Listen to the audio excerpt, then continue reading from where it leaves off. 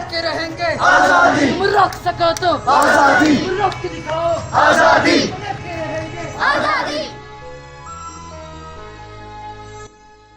आने वाला अरसा पूरी दुनिया की तरह पाकिस्तान में भी शदीद तरीन तबकाती जंग, इंस्टेबिलिटी,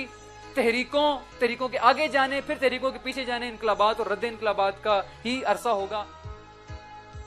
को जिस तरह कॉमरेड लेनिन ने इसके बाहमी ताल्लुक को समझते हुए, रियासत के सवाल को जो है समझते हुए जो है, ना सिर्फ ये कि उसको थ्योरेटिकली और प्रैक्टिकली मैं उसको समझने की तरफ गए।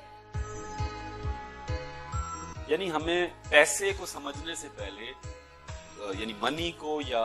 ज़र को समझने से पहले जो असल चीज़ है वो ये है कि हमें जो है वो कमोडिटी को समझना पड़ेगा, और कमोडिटी फैक्टिश को जो है वो समझना ज़रूरी है। उसी की बुनियाद के ऊपर जो है वो हम ज़र को, उस ज़र की फैक्टिश को जो है वो समझ सकते हैं।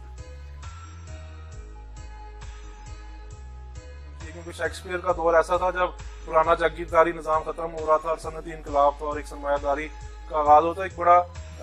तब्दीली का और इर्तिका का दौर था, तेज तरीन इनकलाबात का दौर था, और उसमें नए फिनोमेना जब उभरे और फिर नए अल्फाज शेक्सपियर ने जो है वो दरियाफ्त किया।